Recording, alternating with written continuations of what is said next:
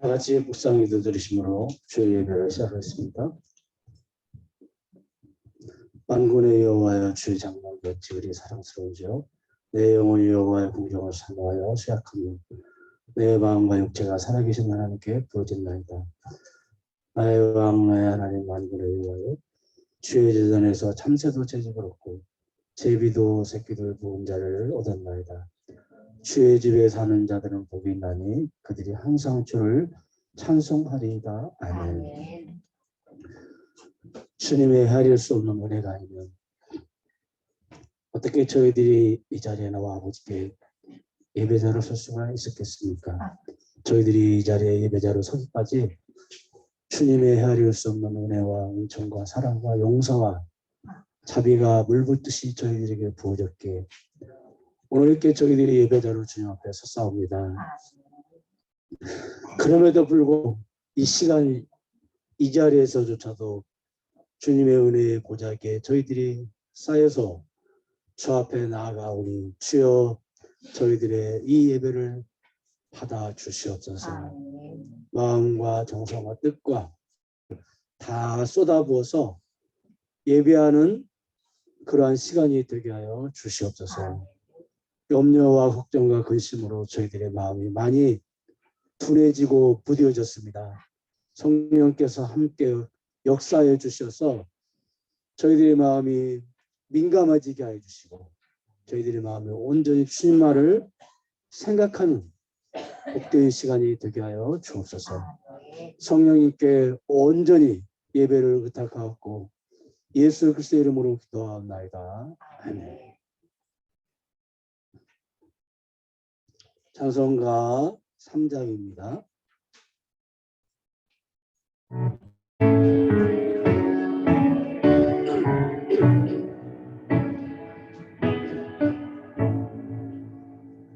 성부 성자와 성령 찬송과 영광 돌려보내세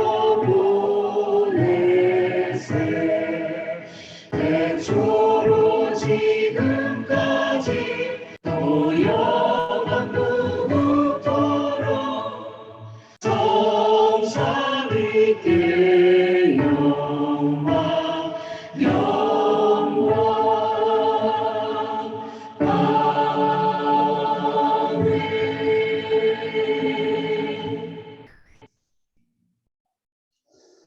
신앙 고백하시겠습니다.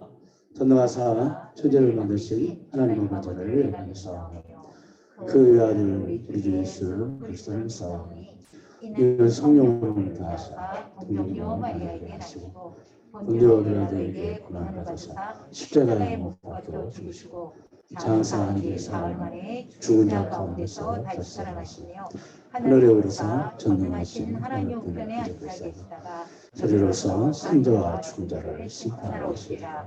성령을 믿사오며 거룩한 공회와 성도가 세례하는 것과 죄를 사하여 주시는 것과 몸이 사는 것과 영원히 사는 것을 믿사옵나이다. 아멘. 교동문 13번입니다. 시편 23편. 여호와는 나의 목자시니 내게 부족함이 없으리로다. 그가 나를 푸른 풀밭에 누이시며 쉴 만한 물가로 인도하시는도다. 내 영혼을 선생시키시고 자기 이름을 위하여 의의 길로 인도하시는도다. 내가 사막의 온층한 골짜기로 다닐지라도 해를 두려워하지 않을 것은 주께서 나와 함께 하시니라. 주의 지팡이와 막대기가 나를 안위하시나이다. 주께서 내 원수의 목전에서 내게 상을 차려주시고 기름을 내 머리에 부으셨으니 내 잔이 넘치나이다. 내 평생의 선하심과 인자하심이 반드시 나를 따르리니 내가 여호와의 집에 영원히 살리리라. 아멘. 찬송가 280장입니다.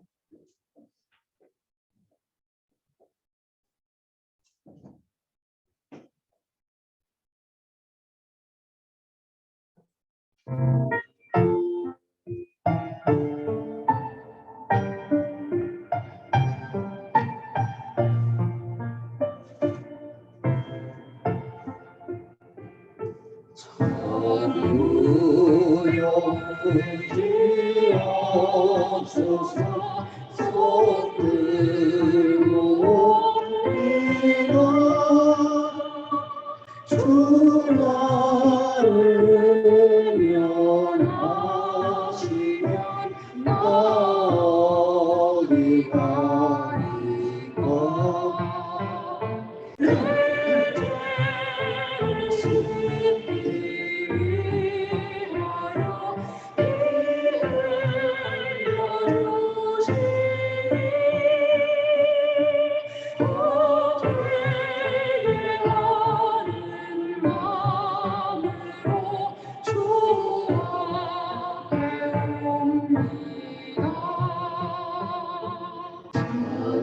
부터 계신 주께서 영주를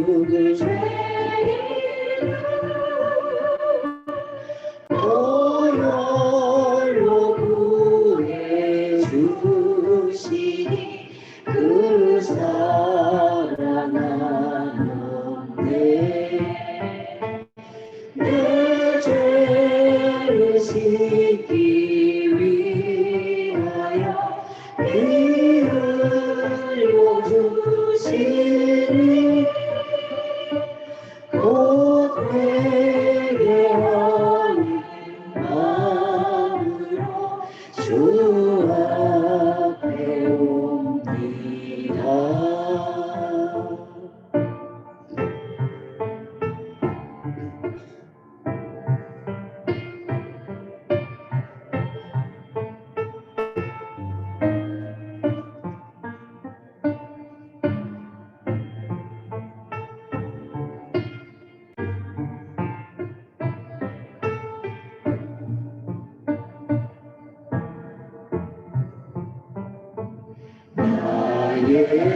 예수를 지함으로 큰 권능 받아서 주님께 구한 모든 것 드렸겠습니다.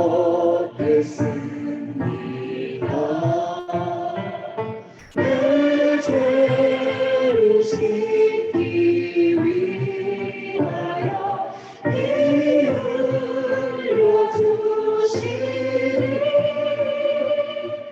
곧 회개하는 마음으로 주 앞에 옵니다.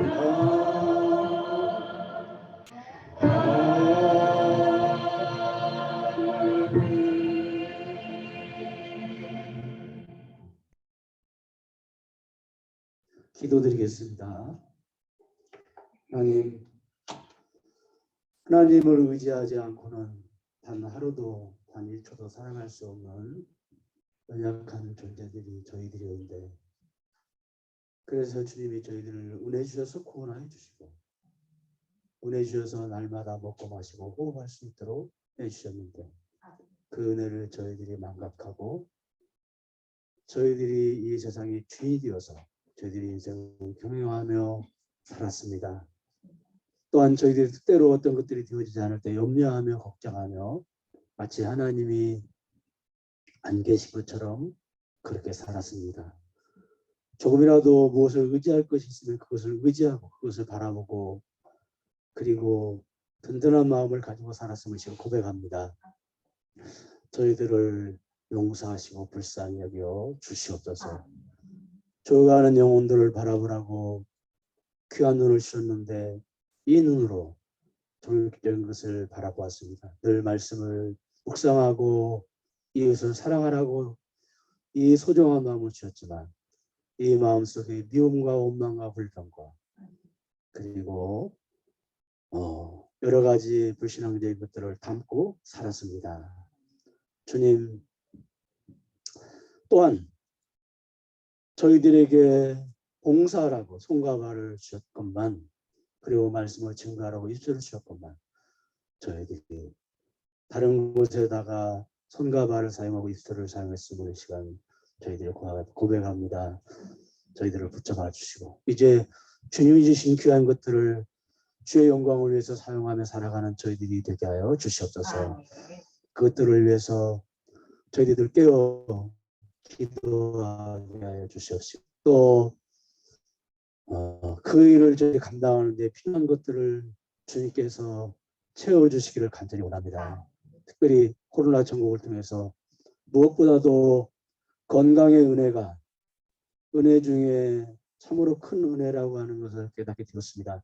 주님 저희들을 불쌍히 여겨주셔서 저희들에게 건강의 은혜를 허락하여 주시옵소서. 머리끝에서 발끝까지 저희들을 늘 강건케 하여 주시고 주님 오시는 그날까지 강건하게 사명자를 감당할 수 있도록 도와주시옵시고 저희들이 알지 못하는 질병이 우리 몸 가운데 있으면 주님 치유하여 주시옵시고 앞으로도 우리가 여러 가지 질병들과 싸울 때 그러한 질병들과 싸워 넉넉히 이길 수 있도록 저희들의 몸에 강한 면역력을 심어 주셔서 저희들이 어떤 질병과 싸워도 승리하는 그러한 저희들이 되게 하여 주시옵소서. 이제 우리 아이들이 계약을 해서 학교에 등교하고 있습니다.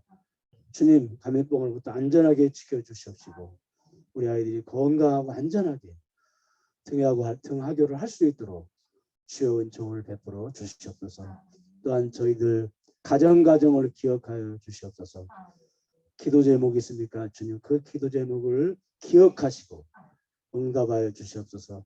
마른 떡 한 조각을 먹고 냉수 한 잔을 마신다 할지라도 늘 가정의 평강과 안식과 그리고 감사가 넘치는 그러한 가정이 될 수 있도록 아버지 은총을 베풀어 주시기를 간절히 소원합니다. 또한 아버지 저희들이 일터에서 개미처럼 열심히 일을 하고 있습니다. 주님 그 일이 힘들고 어려워서 주저앉고 싶을 그런 마음이 들 때도 있지만 주님은 저희들에게 힘을 주시고 그 일이 세상 일이 아니고 하나님의 일이라고 하는 그런 사명감을 가지고 힘있게 그 일을 잘 감당할 수 있도록 주여 도와주시옵소서.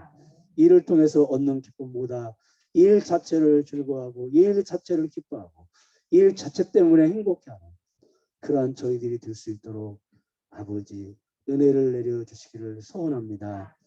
또한 저희들이 너무도 바쁘고 분주한 가운데 있지만 그럴 때에도 저희들이 늘 시간을 할애해서 늘 기도하는 일에 힘쓰고 더욱 힘쓰고 말씀을 가까이 하는 일에 더욱 힘쓰고 애쓰는 그러한 저희들이 될 수 있도록 주여 은총을 내려 주시옵소서.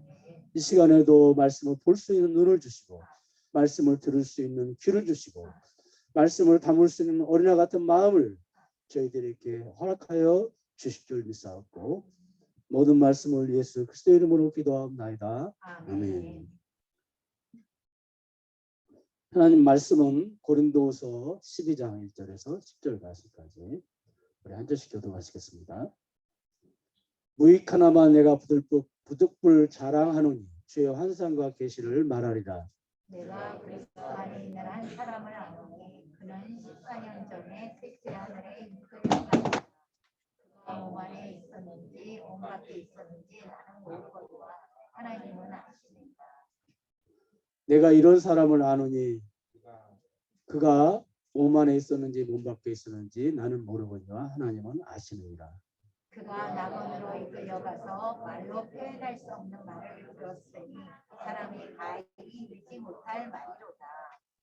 내가 이런 사람을 위하여 자랑하겠으나 나를 위하여는 약한 것들 위에 자랑하지 아니하리라. 내가 만일 자랑하고자 하여도 어리석은 자가 되지 아니할 것은 내가 참가를 하리라. 그러나 누가 나를 보는 바와 내게 듣는 바에 지나치게 생각할까 두려워하여 그만두노라. 여러 계시를 받은 것이 지극히 크므로 너무 자만하지 않게 하시려고 내 육체에 가시고 사탄의 사자를 주셨으니 이는 나를 쫓아 너무 자만하지 않게 하려 하심이라.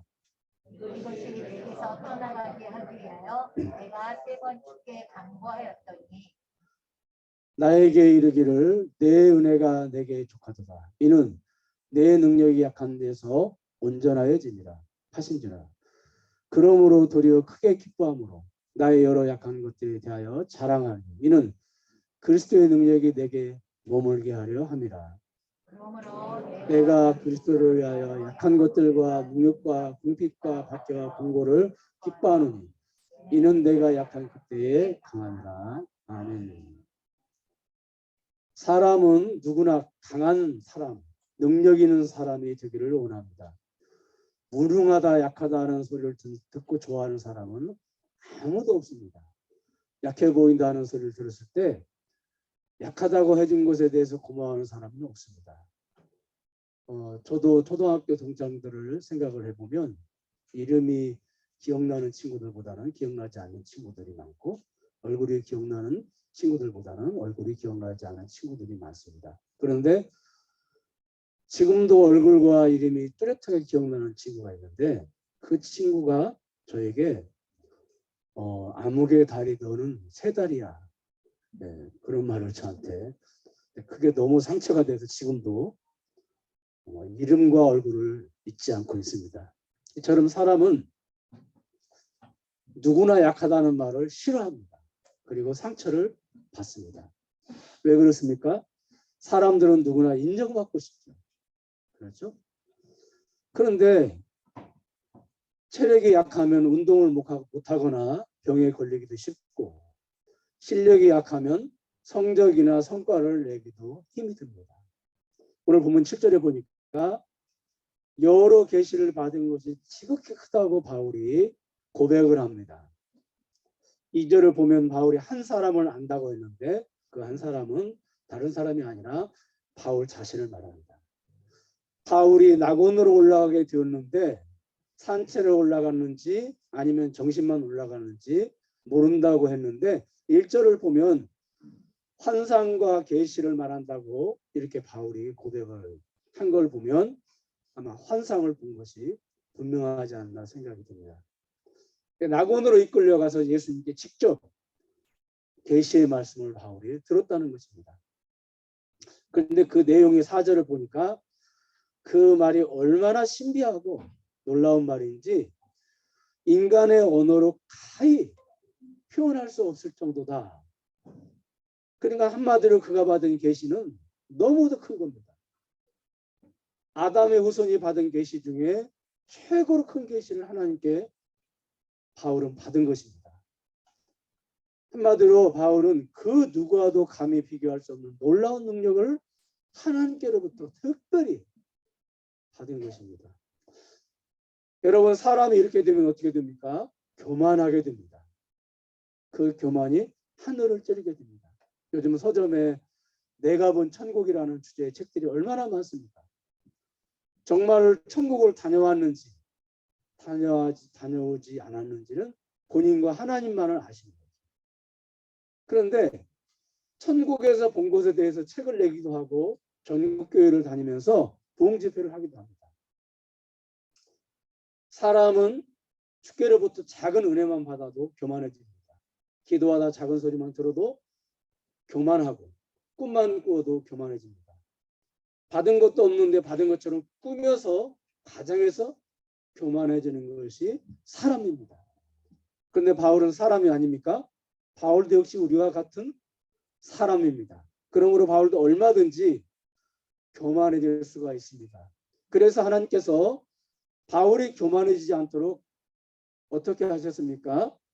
자만하지 않게 하시려고 육체의 가시를 주십니다. 예, 육체의 가시. 7절인가요?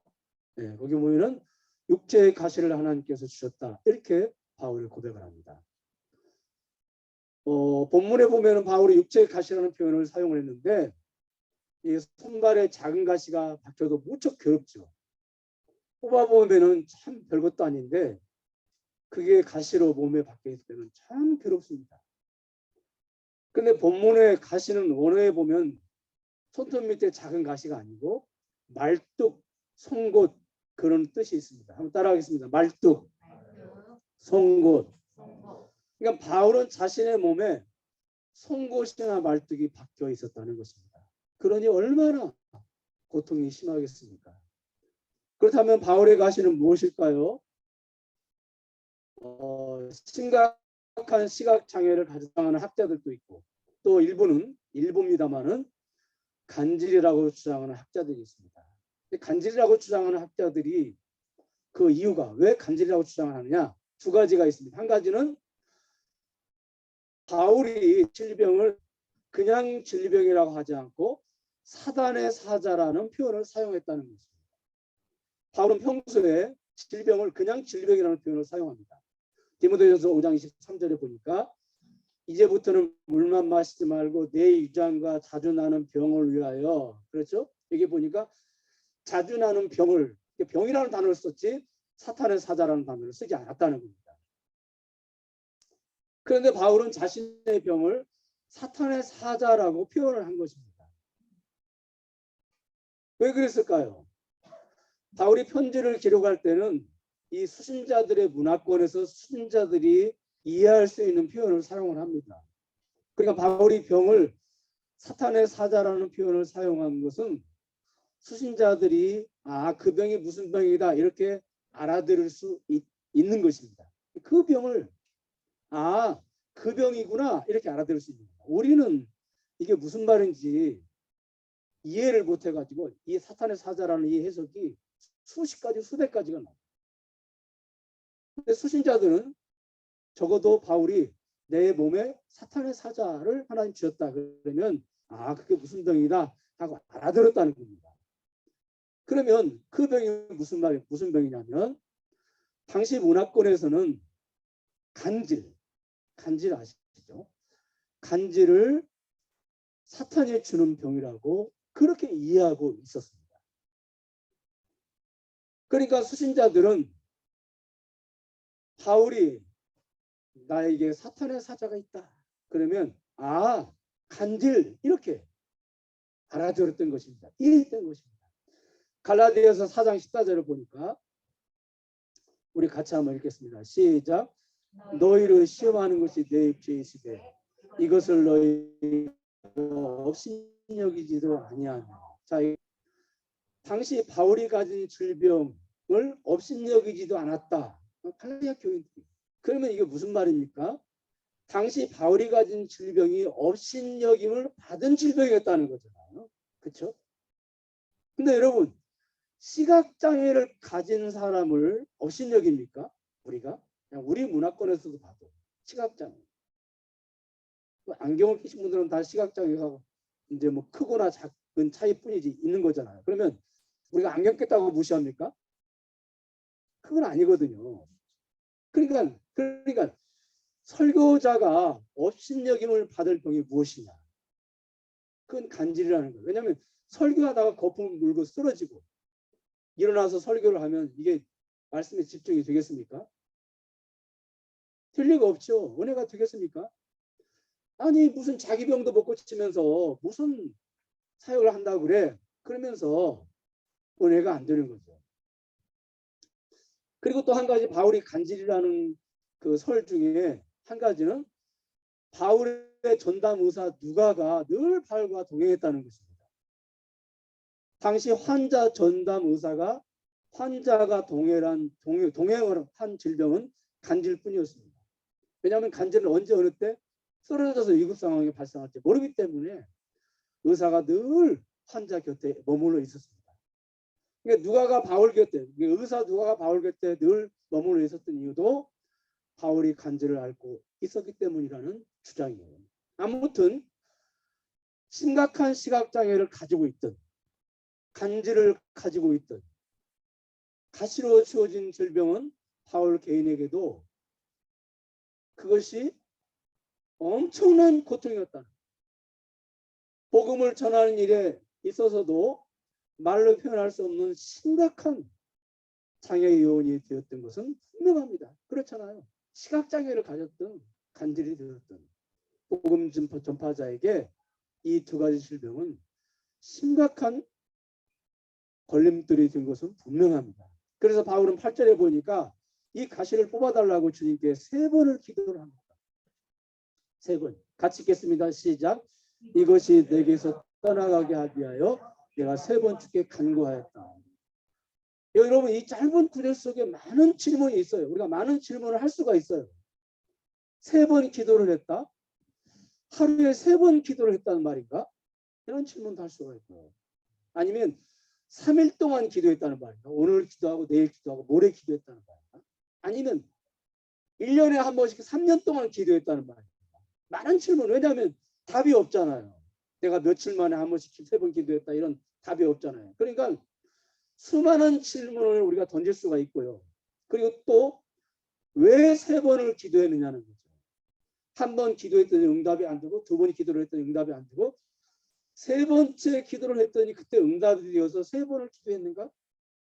이런 질문도 났는데, 우리가 그냥 상식적으로 이해하고 있는, 왜 3번을 기도했느냐 바울이, 한 번 기도해서 응답이 안 되고 2번 기도해서도 응답이 안 되고 3번째 기도를 하니까 그때 응답이 되었다라고 우리가 이렇게 이해를 하잖아요. 그런데 원문에 보면 바울은 기도할 때마다 응답을 받았다 이렇게 기록이 되어 있습니다.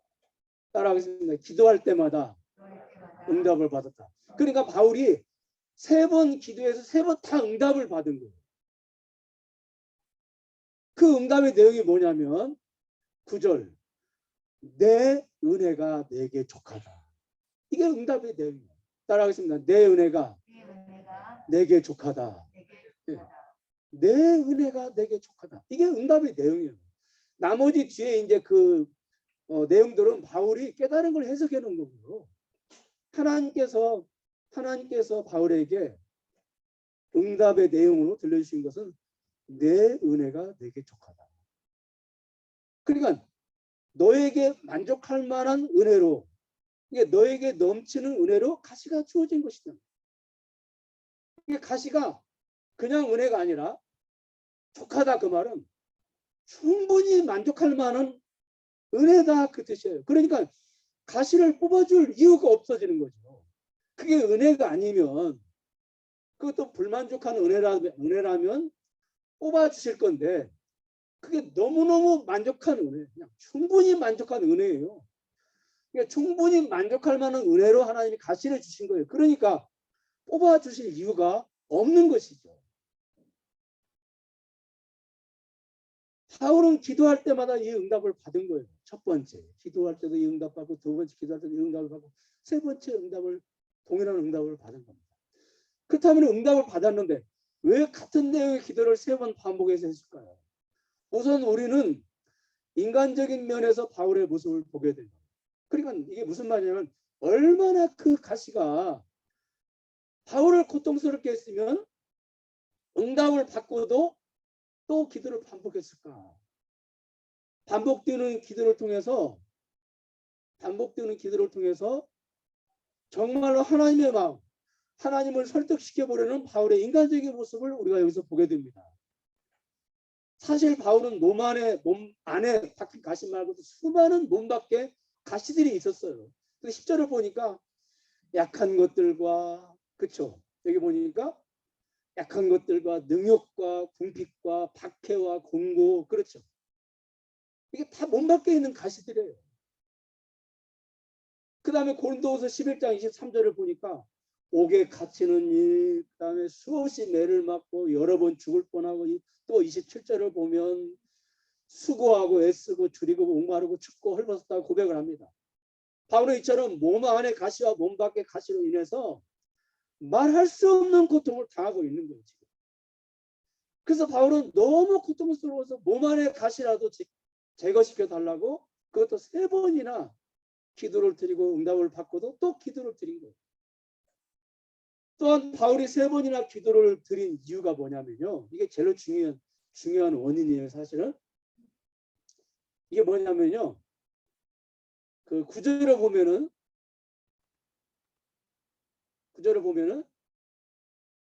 내 능력이 약한 데서 온전하여 짐이라. 이게 내 능력이 약한 데서 온전하여 짐이라는 말은 가시로 인해서 바울이 겸손해지고, 그 겸손한 바울에게 그리스도의 능력이 머물게 되고, 능력의 원천이신 그리스도께서 아예 바울 곁에 머물면서 바울을 통해서 그리스도의 모든 능력을 마음껏 발휘하시게 되었다. 그 고백이거든요.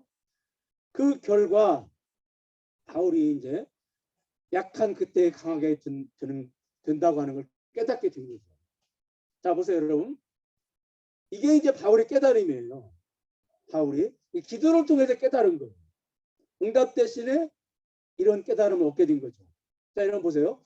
바울은 가시를 제거하기 위해서 3번 기도를 드립니다. 그런데 응답 대신 기도를 통해서 깨달습니다. 가시가 자기를 강하게 한다는 걸 깨달아요. 그래서 바울은 9절에 보니까 이제는 도리어 크게 기뻐하고, 그 다음에 10절을 또 보면은 가시들이 자신에게 있는 것을 또 기뻐합니다. 그렇죠? 기뻐한다고 그랬어요. 여러분, 그러니까 결국 바울이 기도를 3번씩 한 원인이 어디 있냐면 가시 자체가 주는 괴로움 때문이 아니고요. 가시가 주는 오해 때문에 기도를 3번이나 하게 됩니다. 가시가 주는 오해.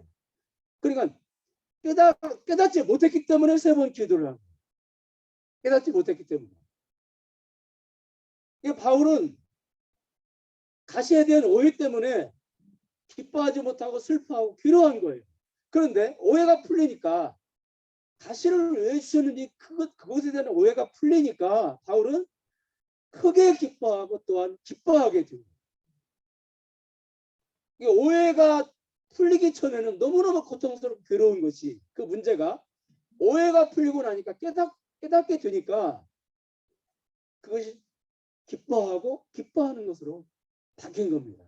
여러분, 우리에게도 수많은 가시가 있습니다. 그런데 왜 가시 때문에 괴로워하고 왜 가시 때문에 고통스러워합니까? 가시가 주는 괴로움, 가시가 주는 고통 때문, 물론 그것도 있을 수 있어요. 그러나 알고 보면 가시가 주는 오해 때문에 그렇습니다. 오해. 그 다음 바울의 가시에 대한 오해가 뭐예요? 9절 하반절. 내게 머물게 하려 함이니라. 이게 바로 뭐예요? 기도를 통해서 깨닫게 된 거죠. 바울이. 오해가 풀어진 다음에 이제 바울이 고백을 한 거예요. 이게 가시로 인해서 그리스도께서 자신에게 머물게 된다는 것을 바울은 깨달은 겁니다. 이 머물다는 말은 장막을 친다, 텐트를 친다, 그런 뜻이에요. 그러니까 가시 때문에 주님이 바울과 함께 사시려고 아예 그냥 텐트를 씌웠다는 거예요. 그리고 주님이 가지고 계신 능력을 그냥 마음껏 바울에게 부어주셨다는 거예요. 너 마음껏 써라 이거. 내가 이거 아무한테나 주는 게 아닌데 너는 내가 믿을 만해. 왜냐하면 너에게는 가시가 있기 때문에 그래. 그러니까 내가 이거 마음껏 써. 가시가 이 능력을 세상 밖으로 흘러내려가는 통로야. 그걸 내가 마음껏 보여줄 수가 있어. 그 얘기죠. 그래서 9절 상반절에 결국 가시는, 그래서 주님이 주시는 어떻게 해요? 만족할 만한 은혜인 거예요. 그러면 여러분, 바울이 가시를 깨닫기 전 오해가 뭡니까? 바울이 깨달은 것을 반대로 생각하면 돼요. 이해 가십니까? 바울이 깨달은 것을 반대로 생각하면 그게 바로 바울이 가지고 있는 오해예요.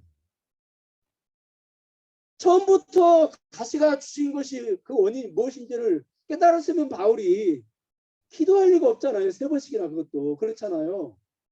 그러니까 바울이 이제 하나님께서 가시를 바울에게 주셨을 때 바울이 이제 그 가시를 가지고 고통스러워하면서 오해를 한 거예요. 그게 바로 뭐냐면 바울이 깨닫는 것에 반대예요. 자, 그게 뭐죠? 가시가 있는 것은 주님이 함께 하시지 않은 증거이고 가시가 있는 것은 그리스도에 족한 은혜가 아니라고 오해를 합니다. 그게 반대죠. 그런데 깨닫고 보니까 가시가 주님의 장막이 자신에게 머물게 하고 가시가 주님의 족한 은혜를 넘치게 하는 원인이 되었다고 하는 깨달은 거예요. 여러분, 수많은 그리스도인들이 가시로 인한 약함에 대한 오해를 다 가지고 있습니다. 그것이 뭡니까? 주님은 능력 있는 자만 사랑하시고 강한 자만 사랑하신다는 거예요. 그러니까 사람이 가지고 있는 능력이, 강함이 주님의 은혜의 증거라는 거예요. 주님이 은혜 주신 것의 증거라는 거예요. 네. 주님이 은혜 주신 것의 증거라는 거예요. 이게 오해죠. 그러니까 그래서 반대로 그러니까 사람이 가지고 있는 능력이 크면 주님이 더 그 사람을 크게 사용하시고 그 사람의 그 능력이 강하면 주님이 그 사람을 더 강하게 사용하시고 주님이 더 그 사람을 사랑할 거라고 하는, 그러니까 사랑하고 있다고 하는 증거다. 우리는 이렇게 생각을 합니다. 아예 그냥 우리 이 머릿속에 이게 딱 완전히 이렇게 정립이 되어버려 있어요. 우리 한국교회. 그래서 이제는 가시로 인해서 약해지면 반대로 생각하겠죠. 주님이 자신을 멀리하거나 주님이 자신에게 은혜를 주지 않거나 주님이 자신을 사랑하지 않는다라고 생각을 합니다. 그냥 자기도 모르게 그냥 이게 와버려요. 이게 오토매틱이에요. 오토매틱. 왜? 누군가가 수도 없이 지금까지 예수를 믿고 지금까지 내가 예수를 믿는 동안 누군가가 수도 없이 나에게 이런 정보를 이렇게 흘려 넣어 주었기 때문에 내가 약해지면 나에게 문제가 생기면 나도 모르게 그런 생각이 그냥 딱 들어와요. 그냥 오토매틱으로 생겨버려요. 근데 여러분 이게 오해라는 거예요. 이게. 왜 한국인들이 이런 오해를 자꾸 하게 되냐면 이제 한국 교인들은요 항상 주님의 은혜, 주님의 사랑을 주님과의 관계 속에서 찾으려고 하지 않고 능력이나 업적 속에서 찾으려고 하기 때문에 그래요. 네. 많은 능력을 가지고 많은 일을 하고 많은 업적을 남겨야 주님이 쓰시는 것이고 주님이 사랑하신다고 나도 모르게 생각을 해요. 나도 모르게. 이게 굳어져 버렸어요.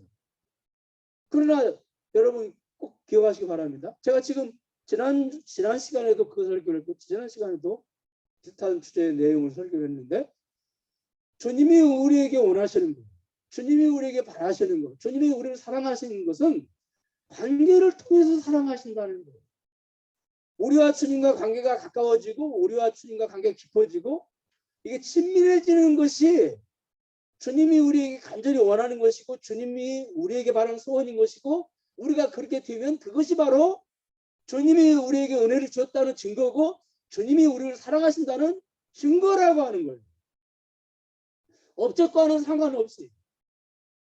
그렇기 때문에 주님이 우리를 어떤 가치를 가지고 평가하는지 주님이 가진 가치를 가지고 우리를 바라보아야 우리에게 주어진 가시가 은혜가 되는 것이지 그렇지 않으면 가시가 절대 은혜가 되지 않아요. 바울 같은 사람도 오해를 했다니까요. 그래서 얼마나 많은 고민과 갈등이 있었기에 그런 깨달음, 그런 가치관을 얻기 위해서 그렇게 얻기까지 3번이나 기도를 했겠냐. 3번. 네. 얼마나. 이게 깨어지지 않는 한 우리가 약해지고 우리의 가시가 생기면 바로 오는 게 뭐냐면 주님과의 관계를 의심하고 주님이 나를 사랑하시나 내가 그럴 줄 알았어. 내가 뭐 신앙생활을 이렇게 해가지고 내가 그럴 줄 알았어. 주님이 나를 사랑하셨겠어?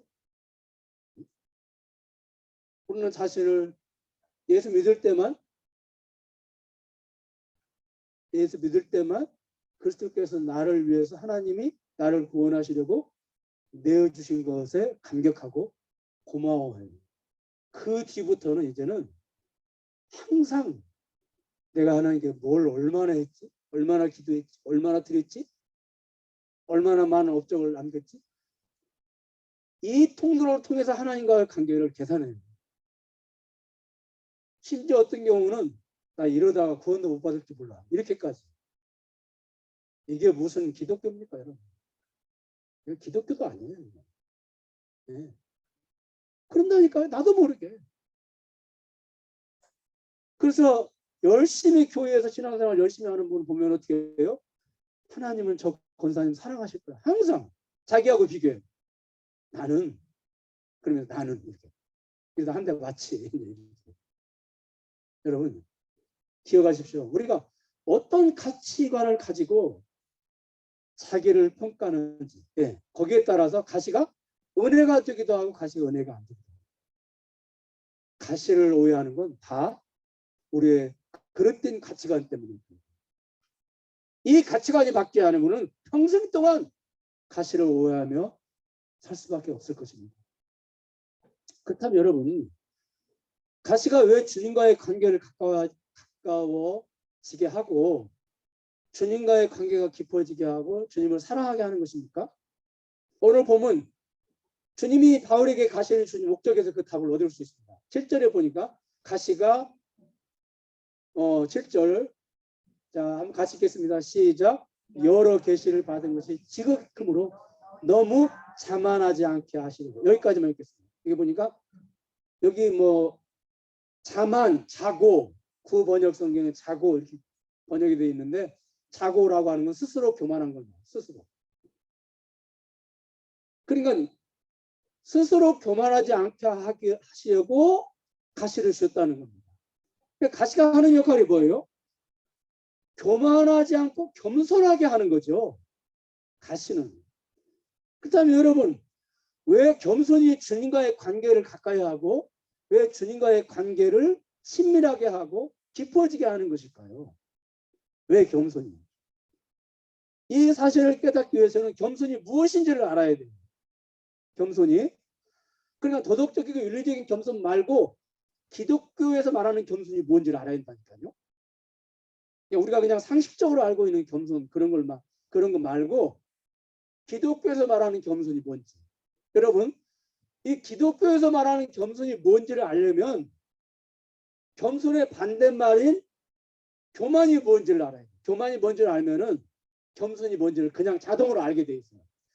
그것도 그냥 알면 안 되고 기독교에서 말하는 성경에서 말하는 교만이 무엇인지를 알아야 돼요.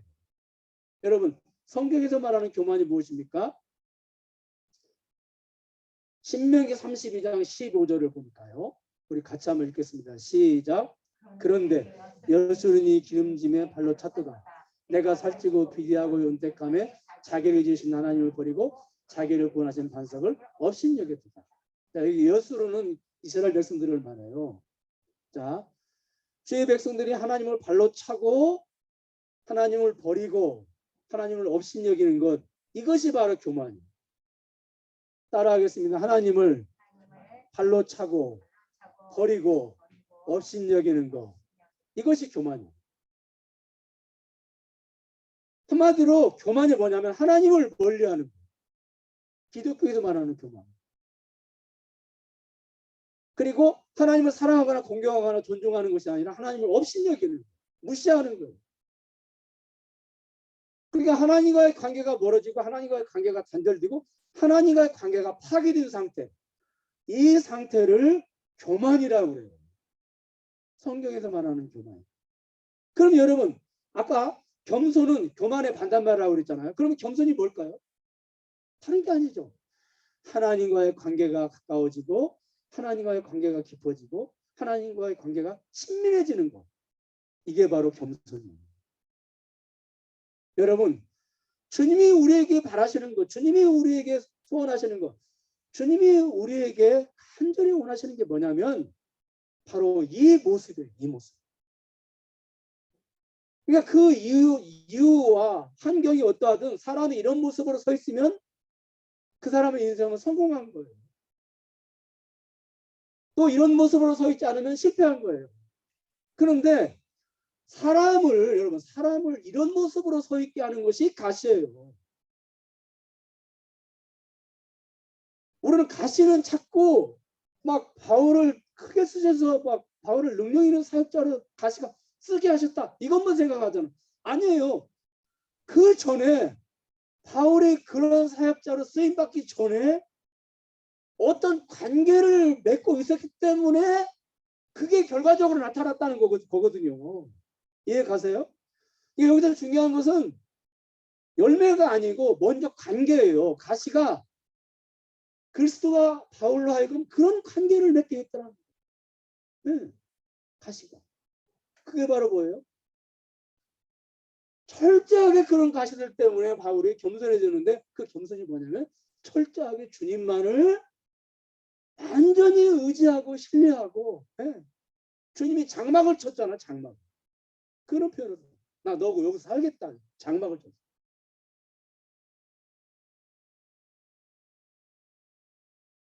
그러니까 여러분 그래서 가시가 은혜인 거죠. 왜냐하면 사람은 가시의 은혜가 없으면 절대 이런 모습으로 서 있을 존재가 아니에요. 그럼 이스라엘 백성들 한번 생각해 보세요. 그들이 언제 교만해졌다고 기록이 되어 있나요? 15절을 보니까 여수론이 기름짐에 발로 찼도다. 그러니까 너무너무 풍요로운 가운데 있으니까 여기 보니까 살찌고 비교하고 윤택함에 이게 무슨 말이에요? 한마디로 말해서 잠언 30장 9절을 보세요. 혹 내가 배불러서 하나님을 모른다. 여호와가 누구냐 이렇게. 그러니까 살찌고 비대하고 윤택한 모습, 배부른 모습, 이런 모습은 가시가 없는 모습을 말합니다. 그렇죠. 이스라엘 백성들이 왜 교만해졌습니까? 한마디로 말해서 가시가 없었기 때문에 그 가시가. 여러분 우리가 상식적으로 이게 논리적으로 정말 이해가 안 되잖아요. 왜 잘 되면 하나님을 멀리하냐는 말이에요. 왜 하나님을 업신여기냔 말이에요. 이스라엘 백성들이 누구예요? 하나님을 섬기는 사람들이잖아요. 불신자들이 아니잖아요. 그렇죠? 이스라엘 백성들이 누구예요? 하나님의 복을 주신다는 걸 아는 사람들이잖아요. 그들이 지금 윤택한 거, 살찐 거, 배부른 게 다 누구로부터 온 거예요? 하나님께로부터 온 거란 말이에요. 그리고 그런 것들이 하나님께로부터 왔다고 하는 걸 이 사람들은 모르는 사람들이 아니에요. 다 아는 사람들이에요. 하나님을 믿는 사람들이고 그런 모든 복들이 하나님께로부터 왔다고 하는 걸 아는 사람들이에요. 그러면 그런 복들이 주어졌을 때 그냥 보통 어떤 행동이 나와야 될까요? 상식적으로. 하나님을 더 가까이 하고 그렇잖아요. 하나님 감사합니다. 하나님 고맙습니다. 그러면서 예? 이게 어려울 때보다 배고플 때보다 더 예배가 살아나고 그래야 되잖아요, 여러분이. 그냥 우리가 상식적으로 논리적으로. 그런데 아담의 후손들은 여러분과 제가 다 포함해서 아담의 후손들은 살찌고 비대하고 윤택해지면 어떻게 돼요? 하나님 대신 처음에는 하나님 감사합니다. 감사합니다. 그러다가 나중에는 하나님이 주신 것을 하나님보다 더 붙잡게 되고 하나님보다 더 의지하게 되고 하나님보다 더 존경하게 되고 사랑하게 되고 이게 누구나가 다 아담의 후손들이 겪는 순서예요. 한마디로 말해서 주객이 전도되는 거예요. 그래서 나중에는 하나님을 없이 여기게 돼요. 하나님 주신 것을 하나님처럼 생각하게 되고. 여러분 바울을 보세요. 우리가 뭐가 달라 보이잖아요. 그렇죠? 그런데도 영적으로 바울에게 엄청난 은혜를 살찌게 하고 유택하게 하고 그 다음에 어떻게 해요? 배부르게 하죠. 그러면 바울도 하나님을 더 가까이 하게 하고 더 사랑하고 존경해야 되죠. 그런데 하나님은 바울도 못 믿어요. 왜? 바울도 아담의 후손이기 때문에. 바울이 그런 사람이라면 그런 사람이 아니라면 가치를 주실 이유가 없잖아요. 그냥 내버려 두면 이 아담의 후손들은 내버려 두면 결국 어떻게 돼요? 하나님을 멀리하고 발로 차게 되어 있어요. 그리고 업신여기게 되어 있어요. 이게 아담의 후손 그냥 자동이에요. 자동. 그래서 하나님이 가시를 주십니다. 결국 가시가 없는 것이 하나님과의 관계를 멀어지게 하고 하나님을 업신여기게 되게 하고 가시가 존재하는 것이 하나님과 관계를 가까이 하게 하고 하나님을 존중하고 사랑하게 하는 거예요. 그러니까 가시가 있느냐 없느냐에 따라서 하나님과의 관계를 좋게 하기도 하고 하나님과의 관계를 나쁘게도 하는 거예요. 그러므로 가시가 하나님의 사랑이고 가시가 하나님의 축복이고 가시가 하나님의 은혜예요. 아멘? 우리가 오해하면 안 돼요. 절대 오해하면 안 돼요. 여러분 만약에 여러분들에게 있는 가시 다 뽑아내시죠? 그만 아마 한 2달 후부터는 교회도 안 나오시는 분들이 아마 태반이실 거예요. 예. 누구나가 다 있잖아요. 집마다. 가시 중에서 제일 아픈 가시가 나랑 가장 가까이 있는 가시가 제일 아파요. 귀 있는 자는 들을지어다.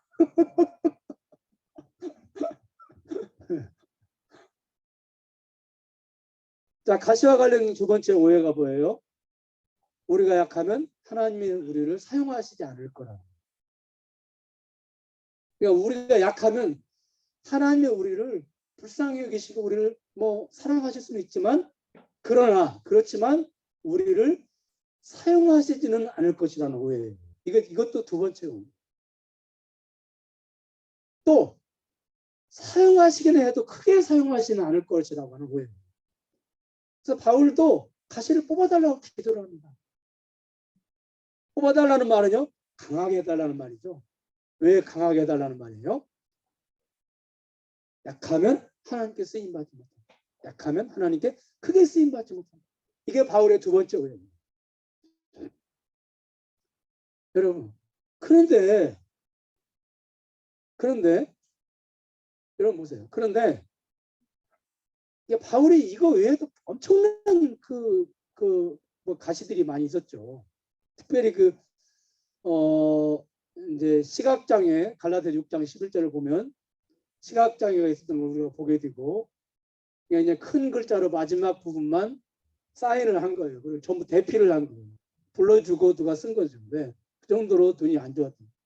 그뿐만이 아니죠. 고린도서 11장 6절을 보면 이게 기록이 되어 있어요. 같이 읽겠습니다. 11장 6절인데 거꾸로 제가 고린도후서 11장 6절 이렇게 기록되어 있습니다. 저희 말이 그 편지들은 중하고 힘이 있으나 그 몸으로 대할 때는 약하고 말이 시원치 않다. 아니 세상에 설교자에게 시각장애, 그 다음에 언어장애 이것처럼 큰 게 어디 있겠습니까? 네. 그래서 여러분 보세요. 그래서 이제 하나님 어떻게 이런 약한 거 가지고 어떻게 제가 사역에 성공할 수 있겠습니까? 기도를 했더니 10절에 약할 그때가 강하다 이렇게 말씀하셨어요. 여러분 그러면 왜 하나님은 약한 자를 강하게 사용하시냐? 왜 약한 자를 크게 쓰십니까? 여러분 우리가 본 서신서의 저자가 바울인지 압니다. 그런데 우리가 12장 고린도서 12장 1절과 10절을 보면요. 저자가 누군지 알 수가 없어요. 이제 가시 때문에 변화된 바울의 모습을 우리가 보게 되거든요. 가시 때문에 변화된 바울의 모습, 겸손해진 모습. 근데 여러분 보세요. 9절을 보면은 그리스도의 능력이 10절 그리스도를 위하여 그러니까 그리스도에 대한 문장은 기록이 되어 있는데 누가 기록했는지 알 수가 없어요. 왜 그래요? 저자가 밝혀지지 않아요. 2절을 보세요. 한 사람을 안다. 3절 이런 사람을 안다. 네, 이런 사람을 안다. 3절 이런 사람을 4절 그가 5절 이런 사람을 그러니까 지금 바울 자신이 엄청난 은혜를 받은 것을 이야기하면서 자신의 이름을 공개하지 않고 철저하게 숨기고 있어요. 왜 이렇게 됐어요? 가시 때문에. 가시 때문에. 대신 철저하게 그리스도만을 드러내고 그리스도만을 전파하고 있습니다. 여러분 기억하세요. 지금 바울이 자신을 드러내지 않고 자신을 철저하게 숨기고 그리스도만을 어찌하든지 드러내려고 하는 이 모습이 바로 하나님께서 바울을 쓰고 계신다는 증거고 하나님께서 바울을 크게 쓰고 계신다는 증거. 우리는 하나님이 누구를 쓰신다 할 때 항상 우리 뇌리 속에는 이 양적인 것만을 생각해. 분량과 크기만 생각해. 교회 숫자가 많이 모인다 그러면 그 목사님은 하나님이 크게 쓰신다. 적게 모인다 적게 쓰신다. 안 모인다 안 쓰신다. 이게 우리의 고질병이에요. 성경은 전혀 그렇게 말하고 있지 않아요. 성경은 어떤 사역자를 하나님이 크게 쓰신다 작게 쓰신다 안 쓰신다. 이 기준을 무엇으로 딱 맞춰놓냐면 이 포커스를 그리스도에게 맞춰놨어요. 그래서 그리스도를 크게 그리스도만을 증거하는 사람 그리스도를 크게 증거하는 사람 이 기준에다가 그래서 그리스도를 크게 증거하는 사람은 그 사람은 하나님이 크게 쓰신다는 증거고 그리스도만을 증거하는 사람은 그 사람은 하나님께서 넓게 쓰신다는 증거라고 초점이. 그럼 한번 보세요. 여기 바울이 철저하게 그런데 누가 이런 사역자가 될 수 있냐면, 자 보세요. 누가 이런 사역자가 될 수 있냐. 한마디로 약한 사람, 의지할 것 없어서 그리스도만을 의지하는 사람, 바라볼 것 없어서 그리스도만을 바라보는 사람, 자랑할 것이 없어서 그리스도만을 자랑하는 사람이 이런 사역자가 될 수가 있어요. 고린도전서 1장 26절과 31절을 보면요. 우리가 시간상 다 읽지는 않겠습니다만, 여러분 지금 이게 무슨 말씀이에요? 주님만 자랑하게 하려고 아예 처음부터 자랑할 게 없는 사람들을 주님은 선택하셔 쓰셨다는 거예요. 그런데 이들에게 무엇이 문제냐면 조금 뭐가 생기니까 주님 대신 자기를 자랑하기 시작하는 거예요. 하물며 자랑할 게 많은 사람을 선택해서 쓰시려면 여러분 어떻게 되겠어요?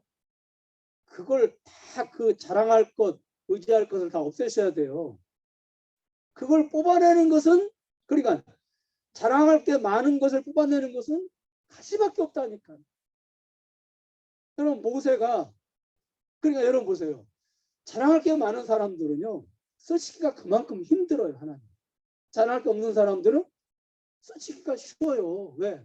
그 사람들 쓰시면 뭐 없으니까, 자랑할 게 없으니까 그리스도만 자랑한 게 그냥 오토매틱이에요. 근데 이게 많은 사람들은 너무너무 힘들어요. 특히 모세 같은 경우 보면은요 그걸 다 뽑아내는데 40년이 걸려요. 하나님 너 가서 이스라엘 백성 구원해라. 그러니까 다른 사람 보내세요. 보낼 만한 사람 보내세요. 이게 무슨 말이에요? 능력 있는 사람 보내세요. 그 말. 이 말은 무슨 말이에요? 하나님이 쓰실 때가 되었다 그 말이에요. 아멘. 저는 아무것도 아닙니다. 그 말이잖아요. 저 같은 것이 어떻게? 근데 저 같은 것이 어떻게 이 말이 나오기까지 잠깐만 40년이 걸렸어요. 대단한 나라의 왕자가 평범한 양치기가 되는데, 그리고 그 사람의 생각까지 바뀌어지는데 40년이 걸려요. 근데 그때 하나님이 타이밍이 있죠. 여기 가세요. 보낼 만한 사람을 보내세요. 그때가 하나님이 쓰실 타이밍. 예, 하나님 쓰실 타이밍. 바울도 여러분 얼마나 자랑할 게 많았습니까? 여러분 저는 말씀을 맺겠습니다. 우리의 싸움이 어디 있냐면요. 우리가 자꾸 강해져야 쓰임 받는다고 생각을 하는 거예요. 그래서 강해지려고 얼마나 노력을 하나 몰라요. 뭐 그냥 강해지려고 얼마나 열심히 기도를 하는지 몰라요. 얼마나 능력이 나에게 머물게 해달라고 얼마나 기도를 열심히 하는지 몰라요. 근데 오늘 우리 바울의 고백은 뭡니까? 9절. 그리스도의 능력이 내게 머물게 하려 함이니라. 그 비결이 어디 있다고요? 가시 때문에. 그래서 결국에는 바울은 뭐만 자랑해요? 약한 것들을 자랑합니다. 약한 것들을 자랑한다는 말은요. 주님만을 자랑한다는 거예요. 주님만. 기억하십시오. 주의 일은 내가 가진 것으로 하는 것이 아니라 주님이 가진 것으로 나를 통로로 쓰셔서 하시는 거예요. 그리고 주님의 목적은 어디에 있어요? 나를 통해서 주님만을 드러내기로. 0몇 프로라도 내가 거기에 섞이면 불순물이 되어버려요. 주님은 그걸 용납하시잖아요. 그걸 견뎌하시지 않습니다. 왜? 그것부터 출발해서 내가 하나님의 자리까지 갈 것을 주님은 너무도 잘 하시기 때문에. 그래서 약한 것이 주님께 쓰임받는 비결이에요. 아멘. 우리의 오해가 뭐라고요? 약하면 은혜 주시지 않은 것이고 사랑하시지 않는 것이다. 아니에요. 약해도 우리를 어떻게 해요? 사랑하셔요. 아니 더 사랑하셔요. 왜? 약할 때 우리가 주님을 의지하게 되고 주님을 가까이 하게 되고 주님과 관계가 깊어지고 주님과 친밀해지게 돼요. 네. 그게 우리를 사랑하는 증거예요. 약할 때 우리를 크게 쓰시려고 하는 증거. 그래서 여러분 약함은 이건 마지막이 아니고 이건 시작입니다. 출발이에요. 아멘. 기도하겠습니다. 하나님, 우리에게 가시가 있을 때, 우리가 약해질 때 우리는 수많은 오해 속에 오히려 하나님과의 관계가 멀어지고 하나님과 관계가 더 안 좋게 되는 것을 발견하게 됩니다. 약함은 우리를 사랑하시는 것이 아니라 우리를 사랑하시는 증거고 더 사랑하시는 증거라고 하는 걸 기억하게 하시고, 약함은 우리를 쓰시지 않는 증거가 아니라 우리를 더 쓰시려는 증거고 우리를 더 크게 쓰시는 증거라고 하는 걸 우리가 기억하고, 우리에게 가시가 있을 때 무조건 뽑아달라고만 기도할 것이 아니라 그 가시를 통해서 바울처럼 깨닫게 해달라고 우리의 기도 제목을 바꾸는 지혜로운 저희들이 될 수 있도록 하나님 은혜를 내려 주시옵소서. 귀한 예물을 드렸습니다. 아버지, 이 예물 우리의 가시가 되어서 얼마나 우리를 괴롭히는지 알 수 없습니다. 그럴 때마다 우리는 이 가시가 주는 은혜, 이 가시가 주는 축복을 깨달을 수 있는 그런 해안을 허락하여 주시옵소서. 이제 이번 주 다음 주는 고난의 주간입니다. 주님의 고난을 생각하며 귀한 시간들을 보내게 하시고, 또 다다음 주는 부활절입니다. 주님의 부활을 우리가 준비해서 그 주의 부활의 축복과 기쁨과 감사를 만끽하는 그러한 시간들이 될 수 있도록 은혜를 내려 주시옵소서. 지금은 우리 주 예수 그리스도의 은혜와 하나님의 극진하신 사랑, 성령님의 감화하게 통하신 역사, 오늘 이렇게 함께 모여서 예배를 드리는 사랑하는 하나님의 자녀들 머리 위에 지금으로부터 영원토록 함께 계시겠지어다. 아멘. 내 안에